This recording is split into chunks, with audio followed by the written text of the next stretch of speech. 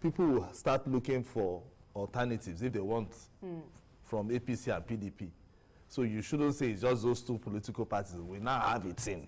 So go and look for. So people should start listening to, you know, watching and seeing the person that they want, not all the political parties that they want to follow. So that they will say, the APC have been ruling us for a very long time. Oh, PDP has been. No, it's not 18. So if it's SDP that you want to go, or it's the ADC, it's now there. You know, and thank God that when INEC opened, the window was open, and they are using the 2020 Electoral Act. You know, by then you're supposed to have registered a new political party. The new one starts immediately after the president signed. It means that anything after anything after the president signed, you can't, you know, register another political party, which makes a lot of sense. So we are going to see a good contest, and the presidential election is like a year from now. Same with the governorship.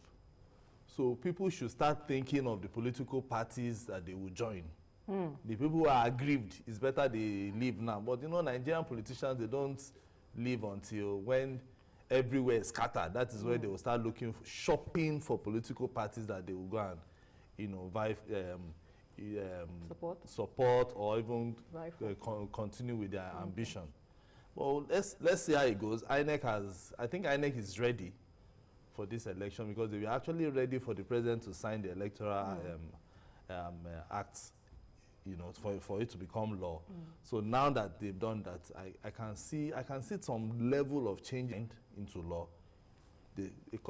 After a day or two, he just had a press conference, issued a new set of timetable and schedule for the activities, and that is what we have now. So we have 18. So people should know that we have 18 political parties, not 50-something again.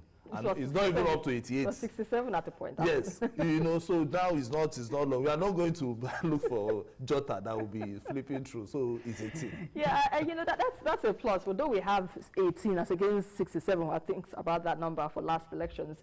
But does it really change the fact that we have two dominant political parties in the country? Because, yes, we have 18 political parties, but where are they? I don't know. I don't even know them. And interestingly, I'm just wondering, where would the third force be?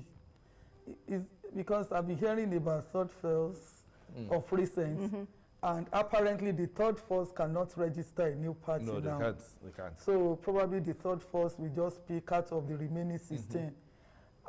It has not changed anything. The two dominant parties, whichever name they are called, has always been two in this country, right from 1999 when we... NLCS. Yes, it's either this, AD or whatever, ACN or whatever. And I think we need to make that to be more robust. I think these two parties sort of isn't good enough for us, because if you look at it, why do you have 18 parties, for example, and at the end of the day, the National Assembly is filled with members of two major parties. So what is the essence of having the other parties? You look at even the states, the local level, the same thing happens. So what is the essence of having all of these political parties if they cannot pull their weight? Even if they cannot pull it well at the national level, what are they doing at the local, at the state level?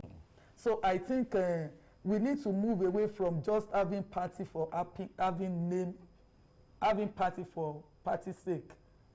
Then this issue of having parties around individuals, we also need to address it, because you look at some of these political parties, yes, you can only identify an individual around them. And when you remove that individual, it's like the whole thing is gone. Is that what a political... But I think INEC didn't just reduce. It's a function of those who registered and a function of those who registered at the appropriate time that they ought to register. So because they had 18, they just had to go with the 18 because they are the ones that were ready. And they cannot take anything more because of the timetable. It has to be after this next election due to the new law that has been passed. So I think in all, our political parties should be more robust. Right. They should be more robust, and they should go away from being centered around individuals. Look at Mogelu's party. Yeah, YPP. YPP, for example. Apart from him, I don't really know who else that you can mention. They have a fine. Okay. Yeah, it's YPP. Where is this guy, this entertainer that won, that nearly won at Etios local government on the Okay, Banky W. Which of the parties? I think is the one that also popularized his own political party. I don't know if it's going to come out again. Then if it is also possible for even these mini parties to come together, form alliance, so that they can be stronger, it won't be a bad idea. Final thoughts, Asuku? No, I want to, because so many people will say, APC, they and PDP, they keep calling those two political parties. But it's not about that. These are parties that they have structures everywhere. Right. So for you to win the national election or a presidential election, you must have structures everywhere. It's not on Twitter or Facebook. It is at the polling unit. So you have words in Nigeria. People must know you.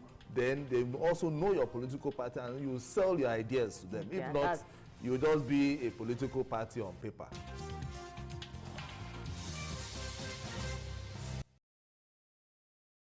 With politics, where it has been said that you never say never because things can turn pretty bad or good in a short while, the leadership tussle within the ruling All Progressives Congress, that's the APC, took a new twist when it was reported that President Muhammadu Buhari ordered the removal of the chairman of the Caretaker and Extraordinary Convention Planning Committee, Mai Mala Buni. Now, Governor Buni has been replaced with Governor of Niger State, Sani Bello. Amidst the controversy surrounding Mr. Buni's removal, Governor Bello and some chieftains stormed the party secretariat in Abuja for a closed-door meeting, and he emerged later, told newsmen that there is no cause for alarm, and the March the 26th National Convention date stands. Let's hear more from him.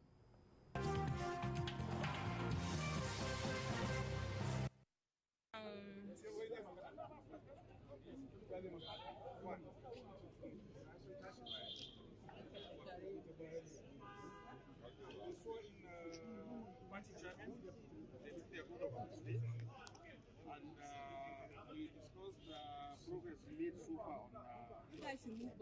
far on convention of what needs to be done next so that we achieve March 26th date for convention. That's all. Sir, in what capacity did you make this move, sir? Acting chairman. I've been acting for a while as the chairman. Okay, sir, can you confirm to us the news that you have been appointed as an acting chairman, taking over from my mother? He said news. He said news. Yeah, but what do you hear for the horse's mouth and you are the horse?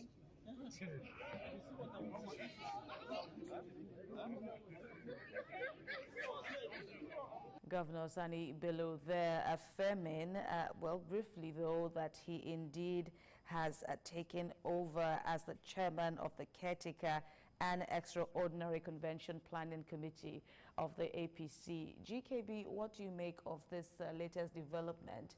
Does it help, resolve issues of crisis within the ruling party? Well, the original reason why the Malibu committee was set up was basically because the party was going through some crisis. And they were given 6 months, essentially, to solve this problem, make sure everybody is on the same page, and then have a convention. That's why they were given 6 months to do that. It's been 2 years. And they keep asking to do whatever of what APC will look like in the next few weeks. I'm glad that he said they are still going to do the convention, because that to me is fundamental to the survival of the party as a party in power. All right, but while I do it, do you share similar views? Yes, I think its removal is an indication that there is a deep-seated acrimony within the party, even though we are trying to gloss over it.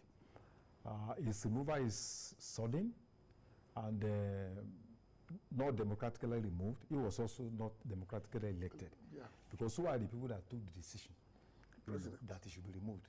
Was it the National Working Committee? Was it the governors? Was there a voting process? So we just had, more or less like a democratic, turnover of the table. Or along the line, he defined his own course. Or, those who installed him feel that they have, exhausted his potentials and they need, they needed another person to achieve their aim. So it confirms the fact that there is a small group of people in APC that is calling the shot. And that runs contrary to the principles of democracy, party, democracy. And I hope this will not affect the overall outcome of the March 26, because he was not removed by the party anyway, just by a clique of people, very powerful people.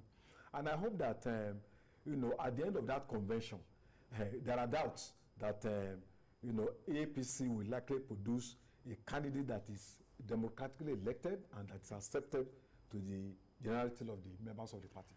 BK, what's it like for you when you look at the manner in which Governor Mai Mala Buni was removed as the caretaker chairman of the party? How much of a concern is this for you as, the order, so to speak, purportedly emanated from President Buhari, who is now no more in the country, at least, for a short while? Well, I don't know whether indeed President Buhari gave the directive that Mai Mala Buni should be replaced. Carry on, BKO. I can hear you. Yes, carry on. I do know that. Right. I do know that for 2 nights by the APC governors with some members of the caretaker committee, at least 8 members, because they felt that he and the secretary had become too powerful. So, some point the governors decided that, look, let us look at the convention, the election committee for the election. That election committee for the election has has more than 1,800 members. Some of the governors complained that their own nominees were not listed on the election committee, whereas the secretary of the party was said to have more than 200 persons that he contributed.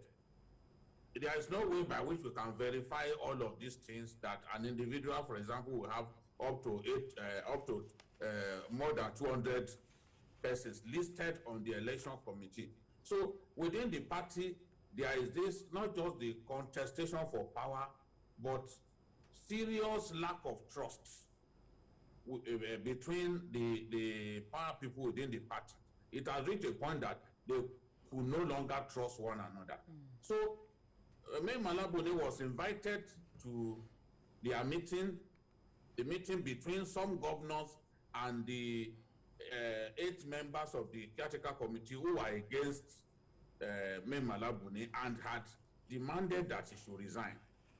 He didn't attend, but he sent the secretary of the caretaker committee to represent him. The secretary also stayed away, arguing that that meeting was called to plan a coup against the Mai Mala Buni leadership.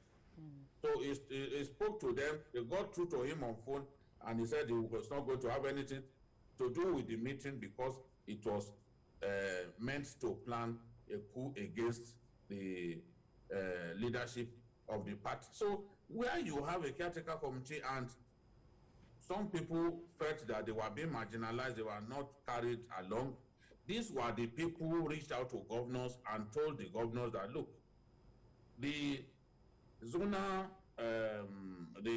congress, the committee to organize the zonal congress was being unnecessarily overbloated, and that people are likely to come up with reports contradicting each other's reports were being brought into the equation. You understand that in some states we have two factions.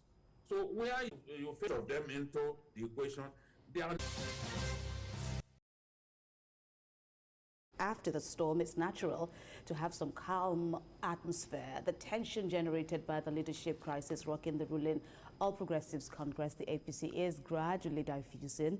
President Muhammadu Buhari has now urged governors on the platform of the APC to allow the Mai Mala Buni-led caretaker and extraordinary convention planning committee to proceed with all preparations for the March the 26th National Convention. In a letter addressed to Governor Atiku Bagudu of Kebbi State, who is the chairman of the Progressives Governors Forum, President Buhari asked the governors to desist from attacking Mr. Buni and making what he called divisive utterances. The party has now cancelled its emergency national executive meeting, which was slated for today, Thursday. This cancellation came after a letter from the president ordering the reinstatement of Mr. Buni as APC's caretaker chairman. So indeed, VKO, March the 26th, the date for the national convention, remains in place and Mr. Buni is still in charge. Yes, it's in place. It makes sense for the APC leaders to let Buni continue. No matter what they have against him, they have to care about how removing him illegally. Because what the INEC has done is to draw the attention of the party to the need to stay within the confines of our laws in taking big decisions. The Constitution recognizes only the chairman and secretary of political parties. As far as INEC is concerned, Mai Mala Buni and his secretary are the people that they recognize for now. The convention is not far away. My view is that, look, in order not to dig yourself into a legal hole that you may not be able to come out from, just be patient until this convention takes place and you are able to elect new leaders that will lead the party hopefully to the 2023 election. If you take a decision that runs foul of our law, whatever you do will be rendered a nullity and rival parties will benefit from it the way they benefited in Rivers State. We warned them then, but like people who have the hands-free gadget permanently in their ears, they didn't listen. The party lost out in Rivers, the party lost out in Zamfara because they did not follow the law.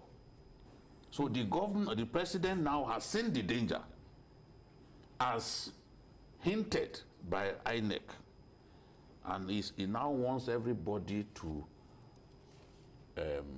behave themselves, rally around the current leadership, because by law, that is the leadership that INEC recognizes for now.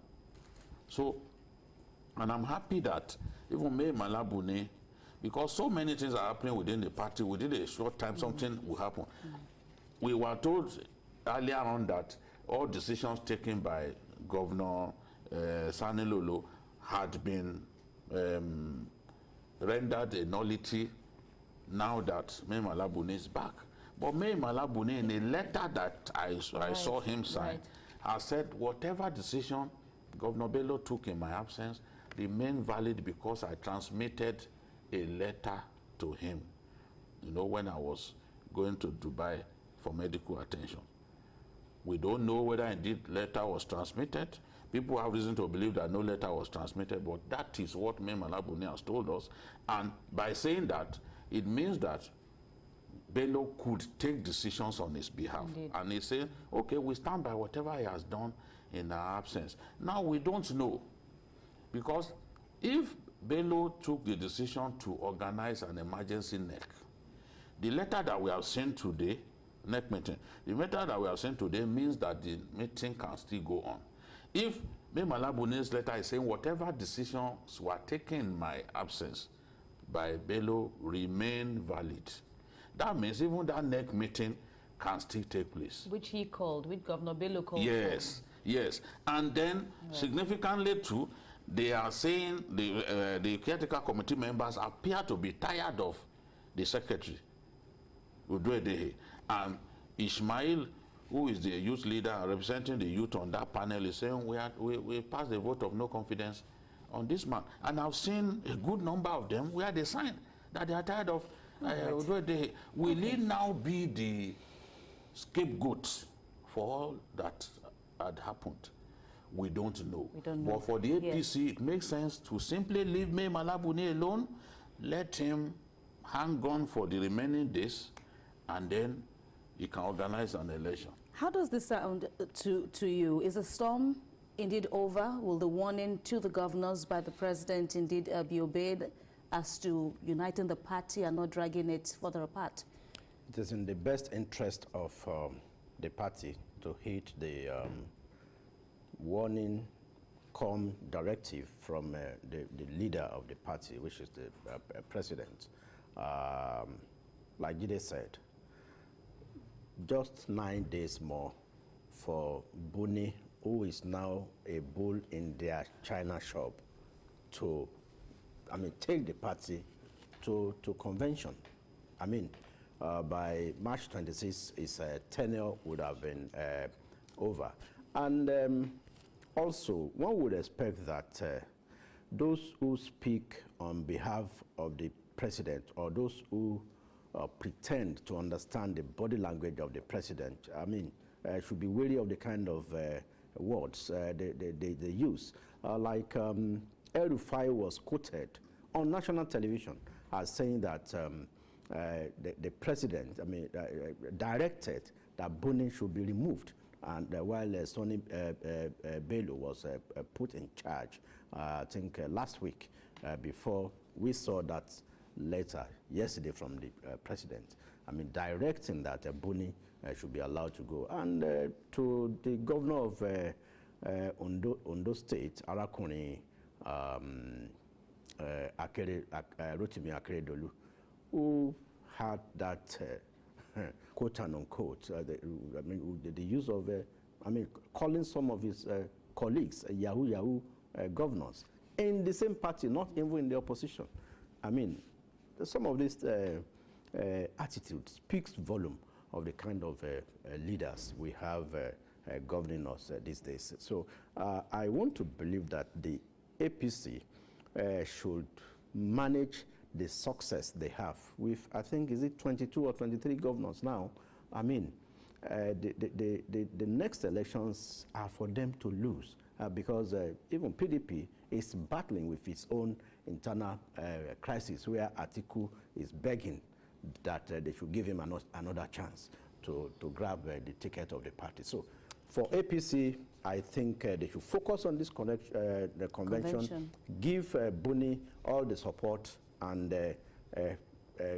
ensure that they have a credible and clean primaries where their national chairman and other executives of the party would emerge in a very transparent manner.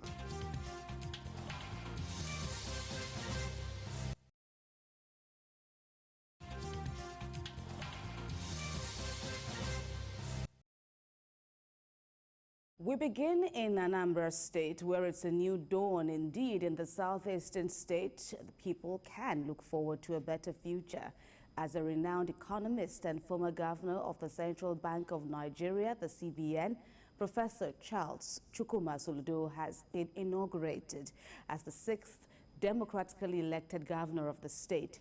In his inauguration speech at the Loki ceremony in Oka, Governor Soludo assured residents that he is ready to deliver on his campaign promises, saying the state will win under his watch. Let's hear from the new governor.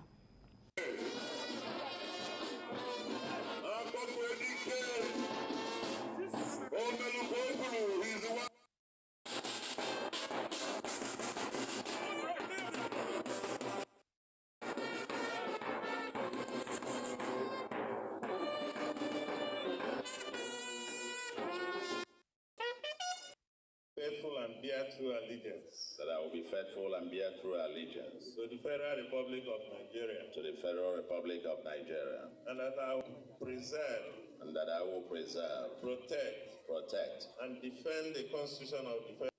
Do solemnly swear. Do solemnly swear. That I will be faithful and bear true allegiance to the Federal Republic of Nigeria. That I will be faithful and bear true allegiance to the Federal Republic of Nigeria. And that I will preserve. And that I will preserve. Protect. And defend the Constitution of the Federal Republic of Nigeria. And defend the Constitution of the Federal Republic of Nigeria. So help me God. So help me God. Meanwhile, a dark spot witnessed during the inauguration ceremony of Governor Chukwuma Soludo was a slapping contest between the wife of the now former governor of the state, Ebele Chukwu Obiano, and that of the wife of the founder of the All Progressives Grand Alliance, Bianca Ojukwu. Let's share some of the videos with you.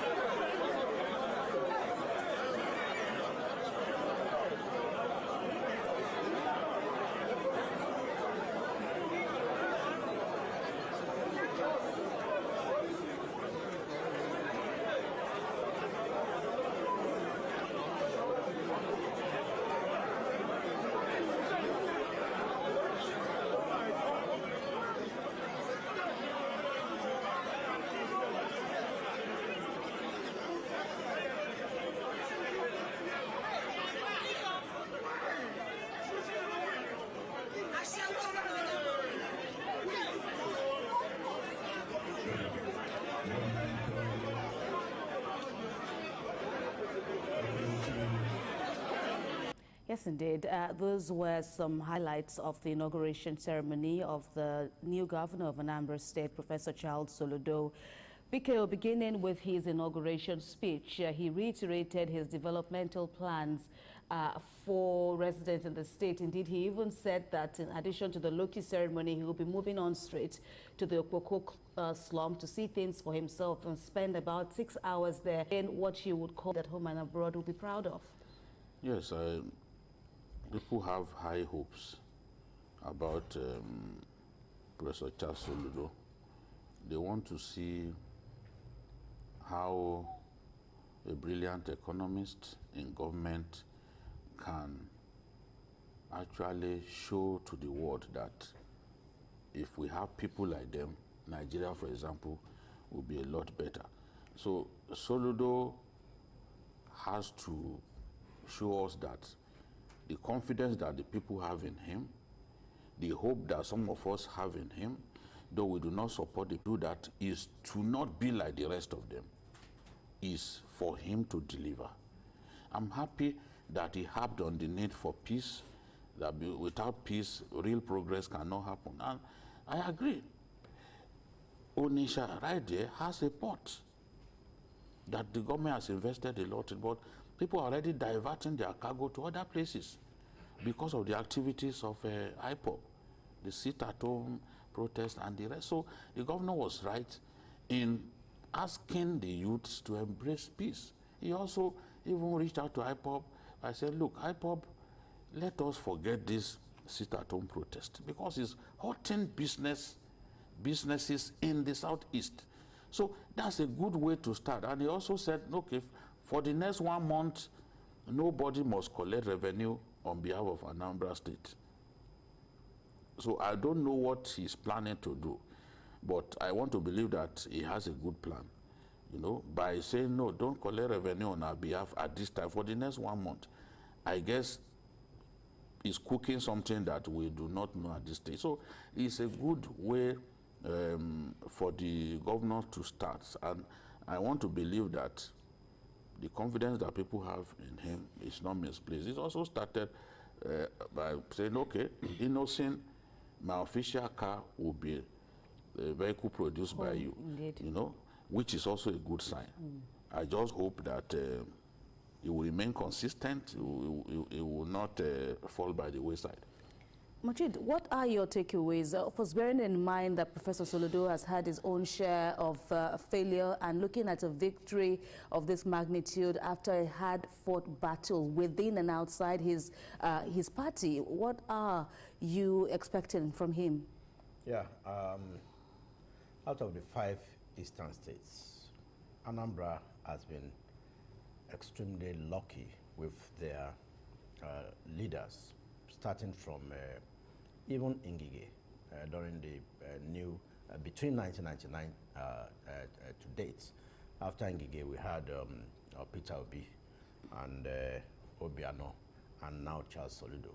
Soludo started the reforms in the banking industry, which he termed consolidation, by pruning the number of banks in Nigeria then from about 100 plus to 25 by increasing their capital base. Lamido Sanusi consolidated on that. Why I'm saying this is the fact that Soludo has a proven track record. He introduced the polymer currency into Nigeria. So I have no doubt in my mind that Anambra will be lucky with him as their head, because he has a lot of contacts internationally that he can use to bring development to Anambra.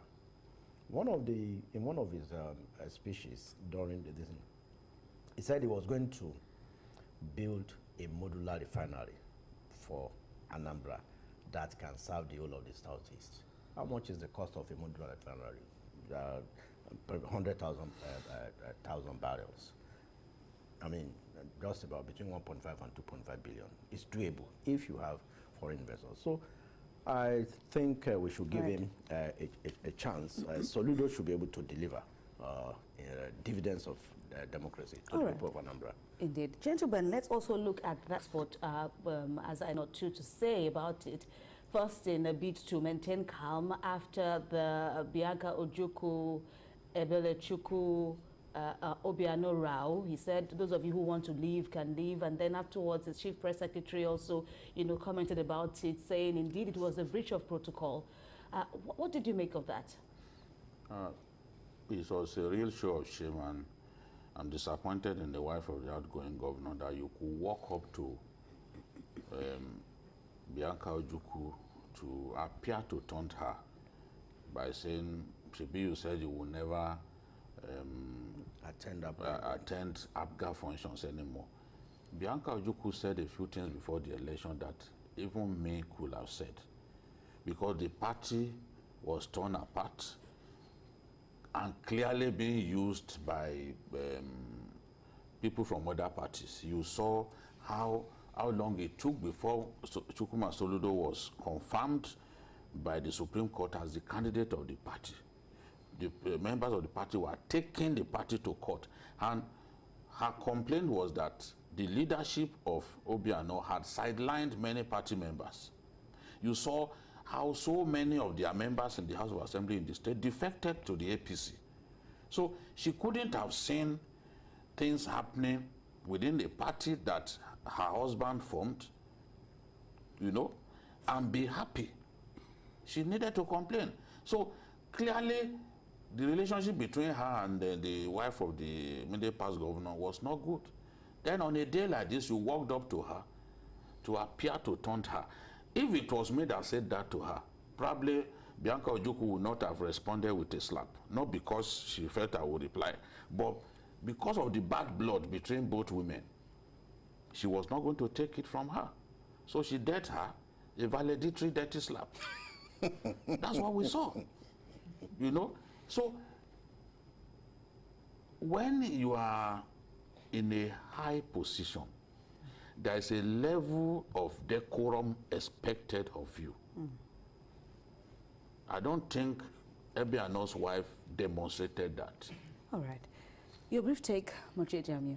Yeah, there have been a lot of talk on the slap, you know. But moving forward.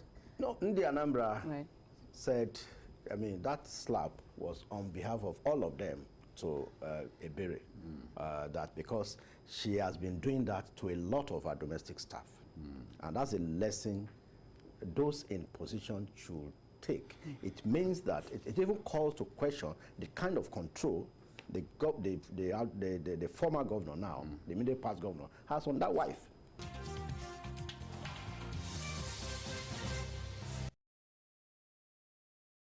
A day must surely come when elected officials must ask the people who voted for them before defecting to other political parties. This is the statement by Justice Taiwo Taiwo of the Federal High Court, Abuja, while delivering a judgment on defecting of some members of the Cross River State House of Assembly. In the judgment, the court sacked the Speaker of the State House of Assembly, Ethan Williams, and 17 other members, as well as 2 members of the House of Representatives from the states, Michael Etaba and Ligobagbo, over their defection from the People's Democratic Party, that's the PDP, to the All Progressive Congress, APC. Let's share the court story with you.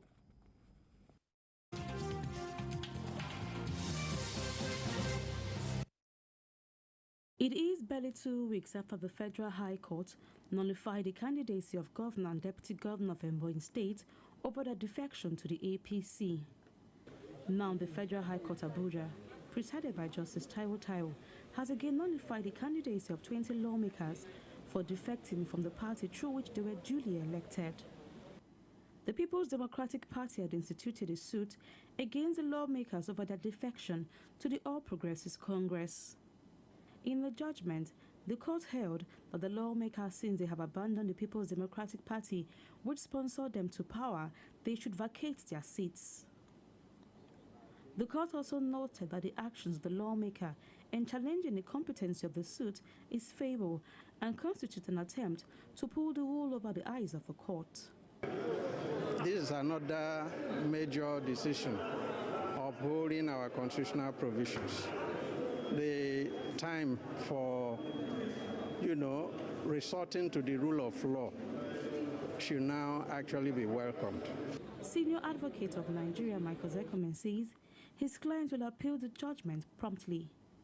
Under Section 25A of the Court of Appeal Act, to appeal to the Court of Appeal, 90 days. And this being a final judgment under Section 150 and Section 151 of the Constitution, we don't need the leave of the court to appeal. It's an appeal as of right. Parties that have lost their mandate over the defection of their members who were duly elected by them to political positions will see this judgment as a pathway to seek redress in court. Celestina Iria, TVC News, Abuja. Well, before the 2019 election, we had a situation whereby we were counting the number of lawmakers in the National Assembly, this for APC, this for the People's Democratic Party, because it was like a daily affair, seeing lawmakers crisscrossing. Now, because of that section of our Constitution that says that, yes, if there is division or there's crisis in the party at the national level, that the lawmaker, they can switch, and if they are able to justify it. Now, we now find a situation whereby governors that were duly elected under a certain political party 2-3 years down the line, 1 year down the line, when they have problem there, they will go to another party. Now, this is like, a landmark judgment, sacking all the members of the State House of Assembly, now sacking the House of Representatives, and the governor is going to get his own day in court. Jide? Well, the lawmakers who sheepishly follow governors who are defecting to a party, they've got to realize that the law does not permit them to defect unless there is a serious crisis within their party. Crisis not even at the their micro level, but at the national level, capable of dividing the party into like what we had in PDP pre-2019. Yes. So it's not, you can't sit in your state, there's no crisis. A governor just feels that, well, because he has immunity, he can go to another party. And you that you don't have immunity, you that the constitution clearly says that as lawmakers you cannot move unless there's you then decide to move. Now we are seeing this in across the country. Even the speaker of the former speaker of the Plateau State House of Assembly, he defected. His own seat too has been declared vacant. We've got to put an end to the yearly ritual of our politicians defecting, glory seekers defecting to another party where they think they will have access to more money. There was a particular politician that defected in Anambra State. Immediately, the new government came, he defected. Now that government, that party that he defected to only spent 4 years, the old party is back in power. I wonder whether it will still go back to... It's something that happens... whether it will still go back to his original vomit. These lawmakers in Cross River, they went with the governor. They wanted to show loyalty. But look at what has happened now. Now, it is not everybody in the Cross River House that has joined the reason the police went to the house today was to forestall attempts by the PDP members left in the house to sit, because those ones would have loved to sit and then appoint their own speaker. So they had to go there to stop them while these ones are processing their stay of execution or whatever. But we've seen lawmakers sacked, even if they go to Supreme Court, as long as they don't have concrete evidence of division within their party. What happened to Hilanwo in Ondo State is what will happen to them. And you will be told to repay the salaries that you had earned.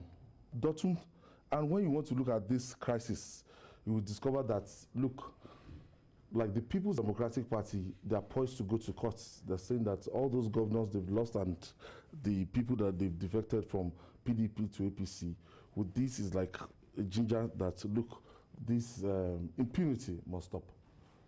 Well, it's been argued that this is a landmark judgment, and we are likely to have more of it, because the Supreme Court has said it, and very clearly too. You can't take one party's votes to another. But the major argument that has occurred with the governors has just been the issue of immunity. And the last time I was here, you know, I said it, that every case demands fresh argument. You can't go with the same argument and think because it's worked in one case, it's going to work in this one. And what we've also always seen in this country is this. Every politician wants to be on the side of the government at the center. So once a government, even at the state level too, once a government comes in, everybody moves in that direction, whether it is justifiable or not. The case BKO mentioned that occurred today in Plateau State, for instance. What was the basis for removing the man? It wasn't a court pronouncement. The chairman of the All Progressive Congress wrote the speaker and said, this man moved from APC to PDP. Invoke your power and remove him. It wasn't a court judgment. And they removed the man today. Yet, the same APC is fighting that the lawmakers in Cross River and the governors in Cross River and Ebonyi should not be removed after moving, switching parties. And then you begin to ask yourself, what's the basis for some of these arguments? Because what the chairman of the APC in Plateau State, Rufus Bature, wrote to the speaker, Yakubu Sanda, was, see, this man that is called Abok Ayuba has defected. And he said the party which sponsored his election, which is to request that as the speaker of the Plateau State House Assembly, you should invoke the power conferred on you by section 109 subsection 2. Invoke the power to accordingly declare vacant the seat of Ayuba, since the constitutional conditions that warrants his defection do not exist. He was the one who determined it and pronounced it, and the speaker, in a matter of minutes, acted on it. They can test it in court. Yes, they can test it in court. I doubt if they have the power to as ruled declare. In one instance, yes, that you don't have a right. But it is the speaker in this instance who is ruling, the same party. So it's all of these things are self-serving.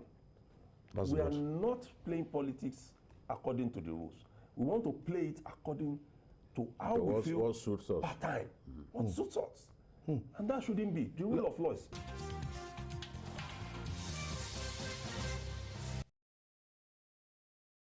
You know, as an interest-driven game, compromise and intrigues, we can tell you all these will be the things that drive politics. After months of acrimony and mudslinging, the ruling All Progressives Congress APC now has a new leadership. After 18 months of the caretaker and extraordinary convention planning committee, Senator Abdullahi Adamu has emerged as the new national chairman of the APC. Senator Adamu, the preferred choice of President Muhammadu Buhari, came by way of consensus, was pronounced the national chairman on Saturday through a voice vote after 6 other aspirants stepped down. And of course, Jide, we are talking about consensus politics here, but it's just as well that at long last, after so many fits and starts, the national officers are in place. Yes, after 18 months of the caretaker leadership of the party, and after months of uncertainty, no one actually sure that the convention itself will take place. We now have the convention has taken place, and we have a new set of leaders to pilot their affairs and hopefully lead the party to the 2023 election, as the ruling party. So definitely no one will expect that to be easy. Where you, citizen, you campaigned for many months, you spent money, you fancy your chances of winning, and then you are told to step down for maybe the candidate of the president or the candidate of some governors. This is what played out. You see people hugging one another, but in the inner recesses of their hearts, they feel very bitter. Poles apart, that look, this opportunity should have been mine. Yes. There is no doubt that if this thing was subjected to an election, Adamu could not have won. Adamu was not one of the people, the most popular aspirants. In fact, he's one of the most late to get into the race. Because originally what they told him to do was go and resolve quarrels in different states. That was the mandate that the Mai Mala Buni-led caretaker committee gave him. And then suddenly he too became an aspirant for the job of national chairman. But today, he's a national chairman because he was the one the president wanted and the president insisted on. So, see, I think that once everyone is not happy, it is not consensus in the real sense of the word. And for the party to be truly the party of all members, irrespective of their ideological leanings and all that, I think this kind of contest need to be thrown open. Let's know who the people really want. The president was talking about the need to not pander to money politics. Don't money let money bag politicians don't sell to the highest bidder and all that. But the way our politics is too money centered. The most dangerous of all now is this idea of buying people's conscience on election day. They call it see and buy. You just give people 5,000 naira, you tell them to go and vote. Thugs will have been positioned where they can peep over the cubicles and know who indeed you voted for, because you are not going to take their money and then think you can go and exercise your own. So this is the thing. Money has taken over our politics. What we saw at the Eagle Square, it's not really different to what happened during the PDP convention. The PDP convention, the positions were taken by governors. Governors determined each and everybody that got what by way of political, ESCO positions. And they determined the outcome. In this case too, once the president made his choice known for chairman, he didn't care who's about other positions. Once he made his position clear that look, the chairman, I want the chairman, and the governors conceded to him, the governors were allowed to then choose the other positions. So you and I, who are not governors, for example, no matter what ambitions we had, if we were not nominated by a governor, you can't get anything. In what you said earlier on about consensus, Margaret Thatcher said a consensus means the lack of leadership, heading everybody in one direction. Yes, and it doesn't significantly. Consensus does not mean unanimity. Yes. Does not mean unanimity. So an election outcomes should in fact be products of unanimity. But what we are seeing with the consensus, amongst people standing there are people grumbling. Some of them managed to voice their frustration, but there are others who just kept quiet, knowing that, look, the power people have taken over. We just accept it like that. But there's a lady that refused to step down. Yes. And that is, see, others, like the chairman, for example, before now, Makura said he will not step down for anybody. It had even been suggested to him before now, and he said, look, I will not step. I'm saying that there were many people. That's the woman who said she will not, there are many people who just listen to the leaders. Especially those people who contest, who contest for the chairmanship, So this is the thing. I think the people should be allowed to choose their leaders. Now, governors should not, because they are powerful, now be handpicking people. Imagine zoning positions to governors. You say, okay, you are the one to bring so-so. You are the one to bring so-so. Is that democracy? It's anything but democracy.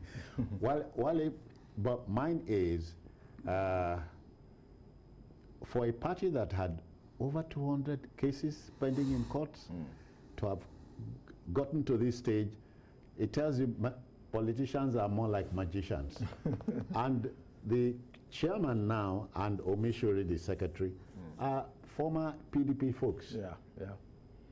I think the convention speaks a lot about the content and form of Nigerian politics. We have the good aspect. There was no violence. Little skirmishes And there was no a fundamental break that some people were expecting will happen to the APC. Oh, yeah. That after the convention, the party will break into two. That didn't happen. And I think there was a kind of horse trading that eventually the president was able to assert himself. He was able to assert himself at the end of the day. And I think there are various tendencies in the APC. We have the ACN, we have the PDP, we have CPC. So it appears... One leg of ABGA. Yes, ABGA. AMPP. It appears the CPC is still having upper hand. Yeah. And then I think there are three... Adamu, the Senator Adamu is a CPC. He was in PDP. No, PDP. He was in PDP, then later, he came over to APC. Okay. So I think there are three major hurdles that every party needs to pass through when you are talking about this coming election. The first hurdle is the convention. So I think the APC has successfully passed, crossed that hurdle. The next one is the presidential election, primaries. That's the next hurdle now. After that one, we are talking about the election proper. Yeah. And the new chairman is saying that they have increased in membership from to 41. Is that the party may go on to make a major impact in the presidential election. But I have a major concern whether the real people that the parties are supposed to represent, the pains, the electorate, the pangs, the anguish of Nigerians, whether these problems, whether the leadership has been thrown up by this convention will be able to address these problems. Yeah. If you look at this, the secretary and the national chairman, actually from the same, from PDP, so what are we really talking about? We are talking about change is coming. Then when there's convention and you can't see inclusion of people casting their votes to choose their leaders, then what are we talking about when we're talking about democracy? Because like Babangida said, consensus does not necessarily mean that we have all agreed to push a candidate forward. I think people to a large extent respected the president. Say, okay, it's moral authority. Let us go, just go. But deep down, there is, under the calmness of the sea, there is a lot of turbulence that you may not be able to see with shallow water. Yes. Deep. So, I'm really concerned about the future of the people of Nigerians, beyond the convention, Look at the fuel crisis, look at, job loss. And what is the program? What is the new program? Nigeria, what is the new program that, transformation program that will address all these problems beyond people just taking and positions? Is it possible to start retooling? Yeah. How do we... What is the new agenda? What is the new program that we can transform our country?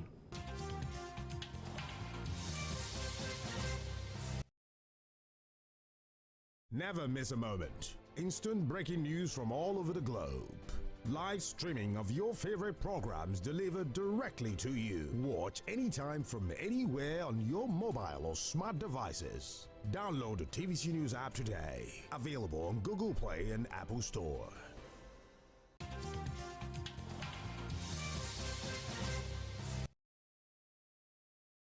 Kaduna State is in the bad news for the often time.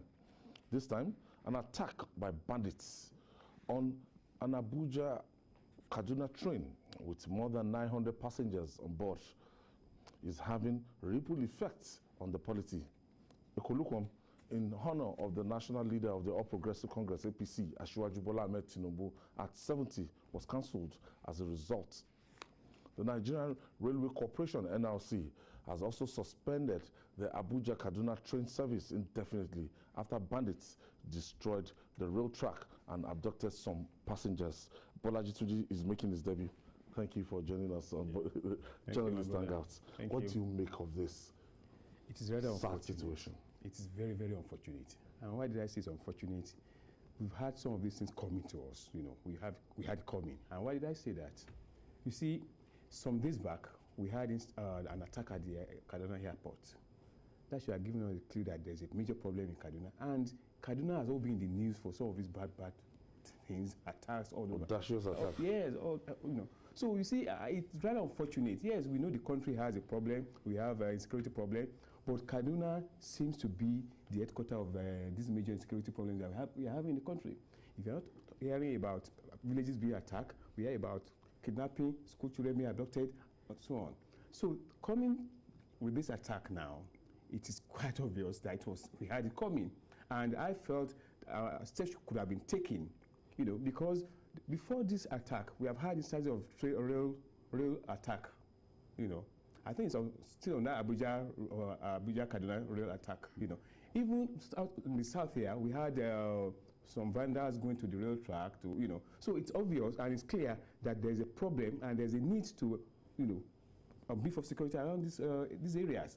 Unfortunately, we will now argue that some of these places the rail tracks are basically in the bush and all those things. But for God's sake, you can't say because of that we won't do what is essential, what is necessary to protect the citizens. You know, let's look at this critically. The kind of explosive that you plant and we wreak maximum havoc like this, you know, impacts like this. I don't know how these guys get access to this kind of explosives. No, it's not difficult to put explosives together. Dynamite to blow up the door leading to the strong room of the bank. So if robbers operating in urban centers can go around with dynamite, these ones who are in the bush, they can put together explosive devices that will do the maximum damage. Don't forget that some of them are actually former members of Boko Haram insurgency, because the Boko Haram insurgents, some of them have moved to the north central and parts of northwest now. So they are familiar with these things. I had been saying that this attack could happen. We warned about possible attacks, steps will not be taken. I warned that given the location of the University of Abuja and the forest around it, that an attack was imminent. They didn't listen to me until the staff quarters of the University of Abuja was raided and they took people away. Now, this one of the trains on that route had been fired at. We remember, fired at. It was denied. They will try to paper over the over what had happened. It was fired at. Rail tracks were destroyed. This time around, you know, when they destroy rail tracks and you didn't take serious measures, they came back. This time around, they destroyed about 500. They destroyed the rail tracks almost like 500 meters. So how will the train get past the destroyed area? It's just not going to happen. So by the time the train was forced to stop, they then forcibly boarded the train, started firing at people and kidnapping people. They came with vans, not motorbikes, to show you how serious we are. If they came with bikes, now you say, okay, it's just for them to get away easily. But they came with vans. Now, they moved from the economy coach to the, what's it called? The business class, and began to fire at people and take people away. What was our response like? Response, literally zero, until these boys had completed their task. For me, though they had been warning us, there was a time that when a train is going along that Kaduna route, you see a chopper overhead. Suddenly we stopped doing that. In America and other places, you see the police even use their chopper to chase criminals. It's as if in our country, we think that chasing criminals with choppers or even using intelligence assets to go after criminals is such an unnecessary thing. That's why these guys are succeeding. At the end of the day, if we still do not do better, things will get really worse. Look at the airport in Kaduna. Remember the first time in many years that I flew to Kaduna, I came on this program to talk about the security issues around that airport. People will remember that I said after 9 a.m., planes do not fly into Kaduna or out of Kaduna anymore because of the security situation. Those boys now came. 9 p.m. you mean? 9 a.m. 9 a.m. at that time. You know, those boys came, stormed the tarmac, and stopped. And that's because the pilot felt I to be wrong to try to fly. Stop the Asman flight from taking off. Now Asman said they will not go to Kaduna until, I mean, indefinitely. Others too have taken such measure. We want that, look, if you are building trains, building rail tracks, if you do not handle security, those things that you are building, that you think will make people happy, these boys will come after those things, and in the end, it will seem like you've not achieved anything, because security is everything. It is the man who has life that can enjoy what the government has provided by way of infrastructure. So it still draws attention to the need to tackle this problem. We can't be rejoicing that we are doing well in the Northeast and everyone can see what is going on in the Northwest. It's part of our country. So the curriculum that has been announced for months and everything, it's because of this unfortunate incident, Ashwaju Bola Tinubu had to cancel it. He called for prayer for the country. Yes, I think in doing that, he showed sensitivity. In doing that, he showed leadership. People can say what they like. You know, those who will not like you, if you like, give them all kinds of assurances, build houses in the sky for them, they will still not like you. But he is a listener and is someone who is strategic.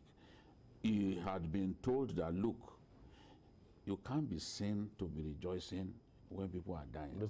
We don't even know how many people had died in this. Yeah, we don't have the figure. Yes, that's the military hospital, that you can't have an idea of how many people have been deposited there or how many people have died. Then the same people, abducted. Government has also said that it can't account for everyone that got on that train. How? You don't know how many people have been taken away. You buy tickets. You don't know. No, not everybody who bought tickets could have been taken away. There ought to be like a head count. Yeah. You know, when everything simmers down, a head count. But you know, this whole thing happened in the night, it happened around 7:40 or so. Maybe some escaped into the bush on their own. Now, if you say that the people that you can't find are all in the hands of the bandits, you know, it may turn out to be incorrect in the end. I know that after a few days, we'll have a need to continue to make, take good steps to protect our people. Those 3 communities or so, and we can't police those 3 communities of less than 30 kilometers. I can't describe how ashamed I am that this is happening, honestly. Sometimes I wonder if these are Nigerians, because we secured loans to get the infrastructure in place, and it will take us years to pay back the loan. Now we have to destroy it just because of I don't know. It is mind-boggling, you know, when you see some of these things being destroyed. You see, you now ask yourself, what is it that our people really want? Well, I don't know whether these people are really Nigerians or not. There have been many of them are that they are not Nigerians, and that the northern border is very porous, and as we are able to come in. Yeah, but it's the issue is that this is not, for God's sake, this is not something new. What are the proactive steps that have been taken? This is not the first time we are having attacks in Kaduna. This is not the first time attacks of this magnitude is taking place. So what are those proactive steps that have been taken? Are we going to continue like this? It is very, very shameful that we have a country where we pride ourselves on the fact that we have security chiefs all over the place, and this is kept happening all the time. Why is it that they cannot even tackle it? And like what you said, 30 kilometers of stretch of 30 kilometers of road, and you can't just tackle it. I'm afraid for this country.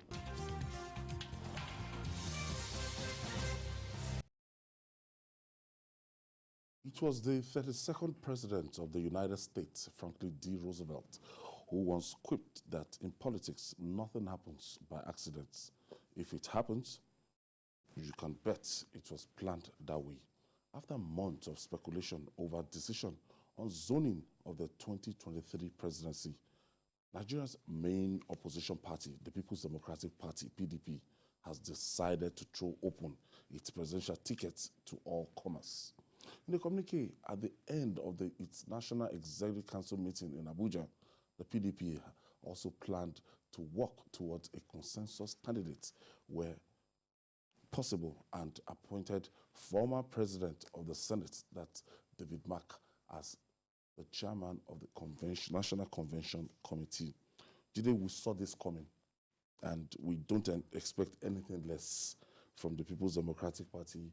It's barely 2 weeks to their presidential primaries, and we know it was enshrined in their constitution, but this time around, because of the exigency, what they call the exigency of time, they had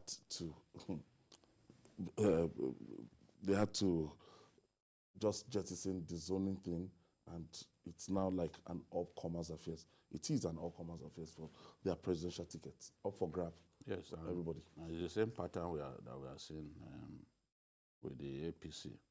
The APC and the PDP have been copying one another for some time. Remember when the PDP decided that North and South should swap positions in their National Executive Council?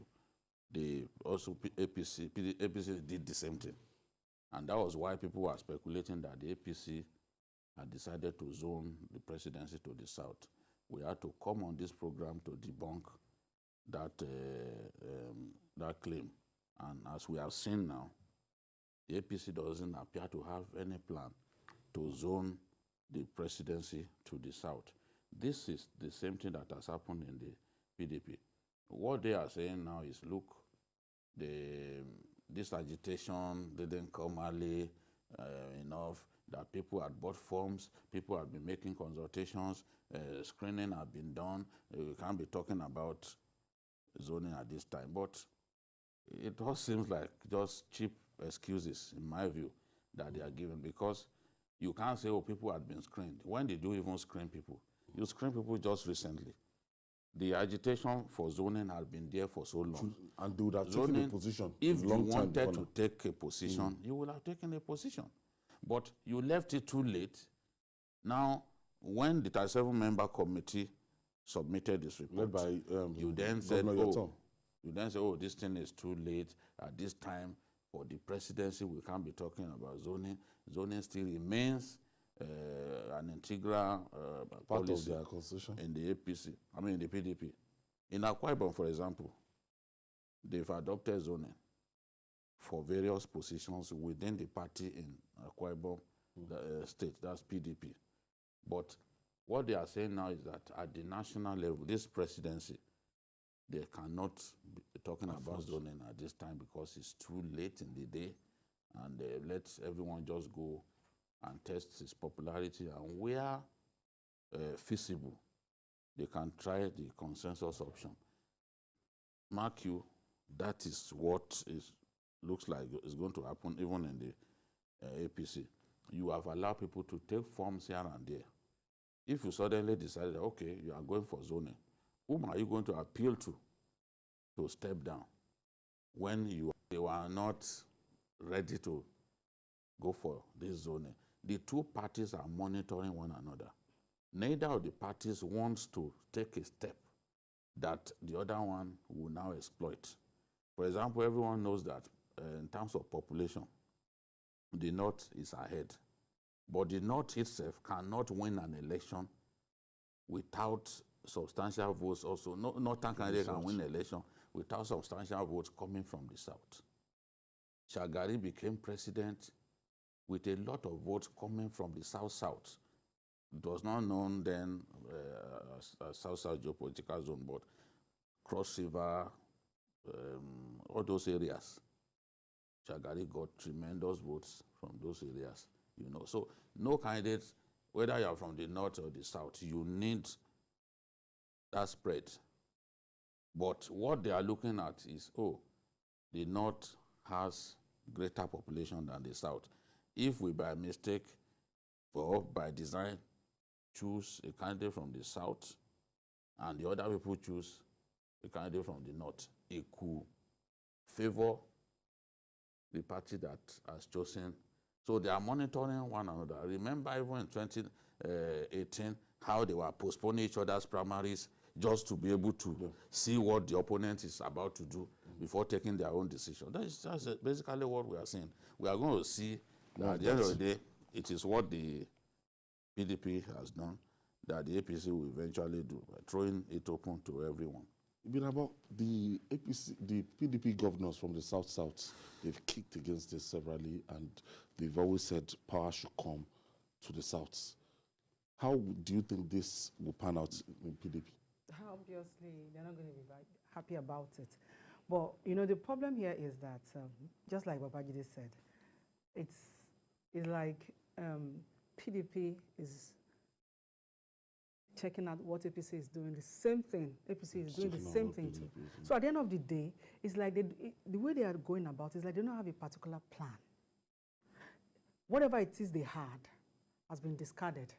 So what they are doing now is whatever tactics PDP is bringing on board, they want to overthrow it. So whatever APC is doing, PDP wants to do same. So it's all about winning this election. At the end of the day, you see that it's not like they really bother about who bought form or who didn't buy form or zoning. How about the regions involved? The Southeast, South, and Southwest people that are involved. It's unfortunate, but I mean, politics is a game of numbers. So, like Obajide rightly analyzed, if you look at those who really come out to vote, take into cognizance the statistics. We know where the highest votes usually come from. So what are we doing? Down south, a lot of people are not patient enough to even try to get their PVC, let alone voting. So if you, the parties have become like enterprise. So I want to make profit. So I'm not going to say because I'm supposed to zone it down south, knowing fully well that down south might not give me the necessary votes I need to excel. So wisdom told them that they should leave it open. So, go show your worth. Like I watched a previous Governor Rochas was talking about the 3 categories of candidates, aspirants. One of the categories will be hoping that Mr. President would support them. The other will believe that they have the money to play the game. And then the third set of people would believe that they have the crowd. So indirectly, the 2 parties are playing the same game. They are playing the same game. So it's unfortunate that it is playing out like this, but I don't think they should be surprised. Quickly, before we leave this topic, a lot of people, I've been going through online polls, I've been going through, nothing happens online that affects what is on ground. I know because most of these people online, they don't even come out to vote. But when you look at their online polls, the exit polls, they will tell you that a lot of people will say somebody like former Governor Peter Obi, the People's Democratic Party, is like their favorite. He has program, he has everything, and he has been able to prove himself over time and everything. But it cannot, when you talk in terms of, the spread of delegates and they should converse, I don't see Peter will be marching up to Atiku Abubakar. Well, let's be fair to him so that they don't accuse us of dismissing his chances. But we know that the audience online is different. You are not going to win an election online. You are not going to win an election on social media. You have to engage the delegates. And in this case, you know that it's the person with the deepest pockets that is likely to win. That is if we go down memory lane. Even when Obasanjo was president, they shared dollars to people before a winner eventually emerged. So, and Peter Obi doesn't look like the kind of person ready to spend that kind of money. He's a rich man, but he's extremely frugal. And in our kind of politics, you are not going to do well if they can see that you are not prepared to spend money on them. You have to match what the enemy is spending, or I said enemy, what the opponent is spending. Peter Obi is not that kind of person. He may be honest. I like him as a person, and I think he did well as governor of that state, no doubt about it. But is he ready to play the game? The article, for example, is already very adept at playing that game. That's why you understand, even today at his age, you still can't dismiss his chances of winning. So is he prepared to play the game the way an article will play it? If you ask me, my answer will be no. So I think that basically, Nigerians, the way our politics is, people will not vote for you simply because they think you are honest, or that you will not steal their money. They will not. They won't vote for you based on that. All right. Rightly or wrongly, people need to be pushed most often before they do that which is right. After the directive by President Muhammadu Buhari that members of his cabinet who have political ambition regarding 2023 elections to resign, some of them have started complying.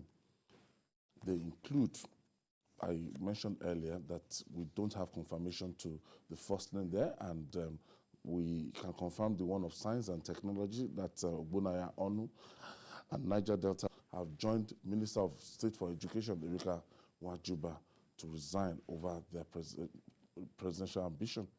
But the likes of Minister of Labour and Employment, Chris Ngige, Justice Minister Abubakar Malami, and Minister of State for Petroleum, Temipire Silva, are yet to quit. Now, the president's directive kind of changed the dynamics, altered the political equation, and to add to the present the directive, the secretary to the government of federation, the SFG, what's his name? Boss Mustafa actually signed a release now adding head of agencies, ambassadors, and many of these government MDAs. And if you know you have, they started complying. What do you make of this situation? They should, because obviously, you occupy an office. You want to transit to another. You should leave the former office so that you don't use that office to manipulate things. That is probably what Mr. President is thinking. If you remember, it never used to be like that. Yes, because every now and then, you see, the dynamics are changing. A lot of things are just happening. Things that, like, look at the way, people were buying the forms for 100 million naira, and see the humongous amounts of money that the party made. So many things are happening that are so unprecedented. So what I see in all of this is that, it is only fair what Mr. President has said. If it is not okay by you, then, give your reasons, because you can't hold two positions. And then again, you. So as you are going about trying to, lobby people, delegates to, pen you down and make sure that they vote for you or they choose you as a candidate, you're going to be very busy. It's a very busy time. So you don't have time for your office, so you might as well step aside. Conflict of interest. Yes. Jide, as we predicted, we knew it's going to be difficult for Abubakar Malami to leave that seat. Yes, our friend, we knew it's going to be difficult because that seat gives him the leverage, the power. The Constitution recognizes that Nigeria as the most senior minister. And is the only minister that the president cannot delegate his duties to anyone. He's the only minister that must be educationally qualified for the job. You can make somebody who is not a doctor a health minister. We've done it before. Specified, yes. We've done it in this country before. We made a pharmacist Minister of Health. But you can't make someone who is not a lawyer an Attorney General, and you cannot delegate his duties to anyone. So by hierarchy in the cabinet, is the most senior minister. And we all know that this position confers a lot of powers, a lot of influence and all that, because you are constantly in the ears of the president. He needs your advice before taking big decisions. You know, he was his lawyer during the CPC days and all that. So the president had known him for some time. So now he wants to be governor. He's been coy about it, but we know that he has ambitions to be, he has an ambition to become governor. Otherwise, he wouldn't be spending all that money. We know. But I think that Mr. President ought to have made it clear from the beginning. You do not wait for the Minister of State for Education to take a decision on his own to leave before now telling others that, look, I expect to follow suit. Yes. Okay. Let's really take this break. When we come back, we'll talk more. Stay with us. Welcome back. So, we are still looking at the politics of 2023.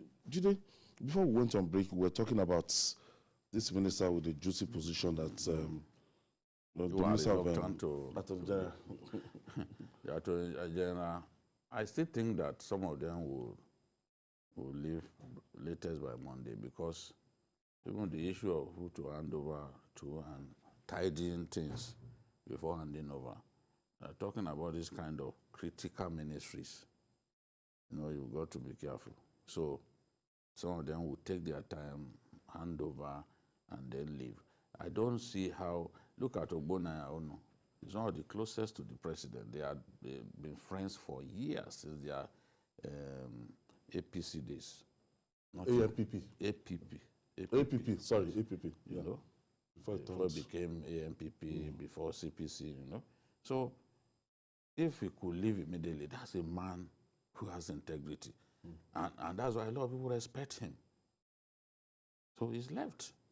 What are you waiting for? And for this minister especially, the distance between Abuja and Kebbi State is such that there is no way your work will not suffer. If you are chasing how to become governor and still holding on to your position. So in the past, we never had things this way, whereby you're going on these days that you have to be told to leave. No. Do you think some of them are afraid that the coast is not too clear? Of course. That, look, it's of not, course. I might not get this thing, and I won't be allowed to come back. I'm sure that some of them will have a conversation with the president and will ask the question, if I lose, can I come back? Can you give me that guarantee, sir, that if I lose? Because someone like my friend, the Minister of Labour, who said he wants to talk to the president first and get clarification. The clarification is in the memo that the SGF issued. Why do you still need to talk to the president before determining whether you are going to leave? The conversation will be, Mr. President, this primary election is just a matter of a few weeks.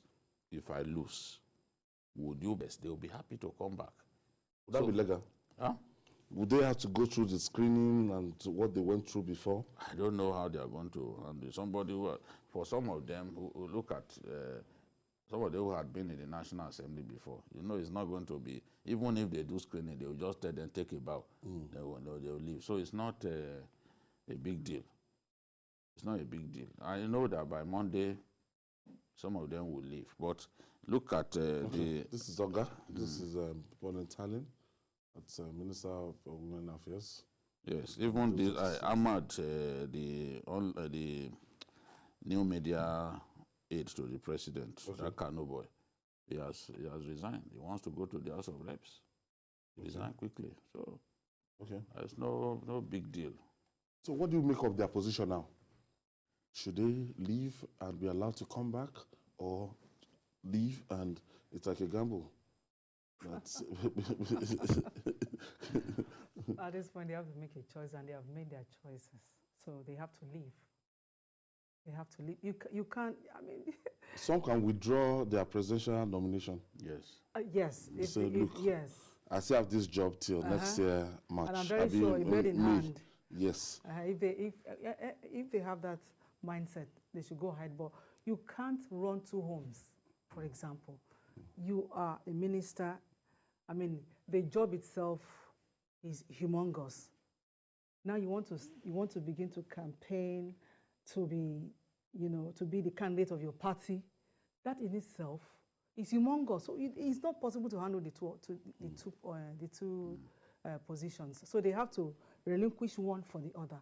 And I want to feel that if you shouldn't come back if it is, I mean, if you are looking at it holistically, because you made your choice. You were given options and you have made your choice. I think the fact that the president was silent on whether they could leave or not encouraged a lot of them to get into the race. It encouraged a lot of them to get into the race because maybe they felt, look, nobody will make it compulsory for us to. We have a caller. Isedu is calling us from Abuja. Thank you for joining us, Isedu. Okay. Go ahead, please. All right. Hello? Isedu, you are live. Good evening, Dr. Idanko. Good evening. Good evening. Yes, my own contribution is that when I've seen in all this, if we had wanted peace and harmony, the best thing to have done was to just zone this thing to the southeast. And all the permutations we are doing, more population here, more population there, will not really have mattered. It will have just been a battle for them in the east that to resolve. That's my humble contribution on this. All right. And Jide, looking at even all the MDGs, the other government agencies, it will be affecting our friend like Dr. Godwin Emefiele if he decides to go ahead to pick that nomination form. It will affect him. Of course. Of course. He must leave his present position. If people, even people occupying lowly positions like the aide of the president on new media, if he could leave, why wouldn't the governor of the central bank leave? That's not a job to combine with politics, even in the first place. It's unheard of. I'm saying that so many oddities are happening in this season, and it should not continue. Once you want to throw your hat in the ring, you want to contest the election, you know what to do. Step aside. Let someone else continue the job. And in the very recent past, we saw Adelabu, deputy governor of the CBN, he left to contest for governor in Oyo State, and he didn't win. But he didn't go back. He didn't go back. Because he had left for good. You have to calculate the risk. So it's just, I don't know, I'm waiting to see the deadline will soon expire. Let us see whether the president We even have funny situations that some people, like a contingency plan, they've taken that form, very quiet about that, knowing that, look, if like the Senate president were told, took the form for presidential nomination, and at the same time, he took his own Senate. You know, he can't afford that Senate. He has been there since like forever, so he can't afford to leave that seat if he doesn't clinch the candidacy. Okay, what does that tell? That shows clearly that this is, it's not about service to the people, it's about selfish interest. And you see, what is playing out is interesting. And whatever tactics the two major parties are bringing to bear, they shouldn't forget one fact. The electorate are watching. They are watching carefully the games the two parties are playing. And I can say, I can't really say for a fact, but I think from what I've heard from a few persons here and there, I think if they're not careful, it will affect them. Because, you see, the electorate we had in 2019 and the ones we have now, they are more informed, they are ready. Some things are clearer now. So whatever game, APC, PDP, whatever game they are playing, people are watching. So be careful the game you play so that you don't end up preparing the rope that is going to use to hang you. No, I don't think, Julie, from my own estimation, and as a political pundit that have been covering the game for a long time, I don't have this feeling that that miracle can happen. That, oh, this current set of electorates, that they will rebel against PDP and APC. That's within this time and the next time of election, that's a party will just spring up and a lot of people will make up their mind. There will be this kind of rebellion against the status quo. Never miss a moment. Instant breaking news from all over the globe. Live streaming of your favorite programs delivered directly to you. Watch anytime from anywhere on your mobile or smart devices. Download the TVC News app today. Available on Google Play and Apple Store.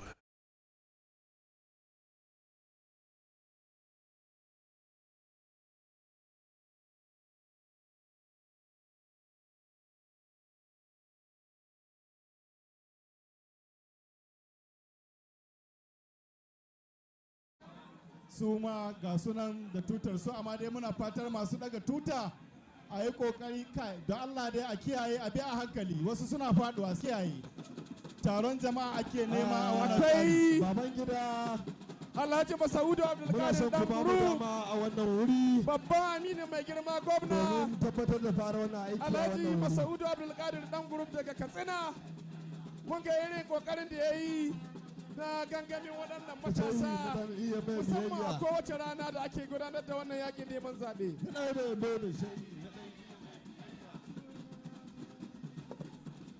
To yanzu kam mai daraja gwamna yana gab sai zuwa wannan wuri, kuma muna kira ga 'yan tauri su daina koran mutane da sanduna. Muna son wannan hili, wannan guguwa ta mai daraja gwamna Dodo da za ta shigo a wannan wuri, muna kira baban gida ci gaba ci gaba. Da Allah wanda ke dage da banoni a wannan wuri, wanda suka daga banas a wannan wuri, don Allah wannan ta wanda ke wannan wuri su aje banonin su ƙasa, wanda ke wannan wuri dole su taimake mu su aje banonin ƙasa, don Allah su taimaka mana su aje banonin ƙasa.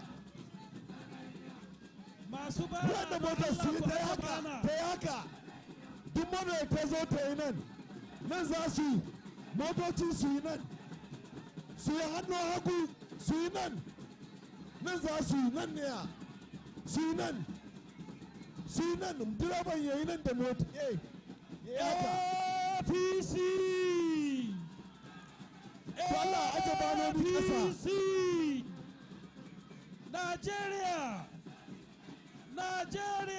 don Allah su yi haka su jaye, Zamfara don Allah ku rude, don Allah ku ba mu wuri mu ɗauke su, don girma Allah ku aje muna banonin nan, a daina bugun mutane, don Allah ku aje muna banonin nan, don Allah ku aje muna banonin, a daina bugun mutane, da girma gwamna muna barka da zuwa tare ta wani ka wannan wuri. Jama'a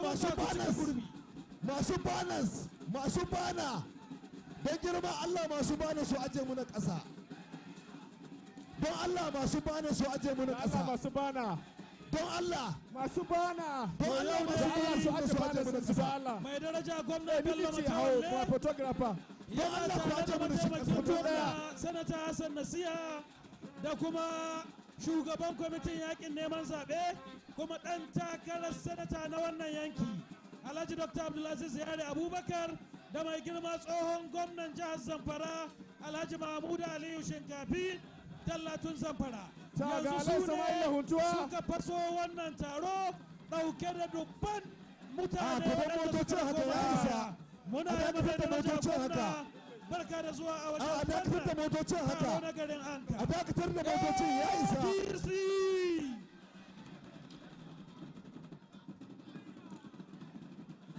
Akwai babba aminin gwamna Alhaji Masaudu Abdulkadir dan gurum daga Katsina da Alhaji Sama'ila Huntuwa da MP na Mazid Motors, waɗannan aminai na mai daraja gwamna ga sunan sun iso ko muna masa barka da zuwa. To cikin babban mota Jamilu akwai tsohon mataimakin gwamna mota da manajan gwamna yake ciki ya kasance sun sauka lami lafiya sun samu wuri sun zauna. Wanda idan sun zauna za a yi kokari a jaye wannan mota daga bisani a fara gabatar da tsarin shirye-shirye na wannan biki. Da Allah mai addu'a Mala Atiku Sani Maradun da Allah ya matso kusa. Jama'a ku yi hakuri korar da 'yan tauri kai maku ku koma kuma yi gurbin ku. Wuri ya cika kamar